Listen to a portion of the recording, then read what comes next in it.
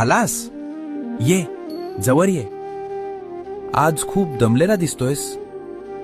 शरीराने नाही, मनाने दमलायस ना. लोकांचं ऐकून, परिस्थितीशी लढून आणि खोटं हसून आता शक्ती संपली ना. तुला रडायचं आहे ना, पण जागा मिळत नाही.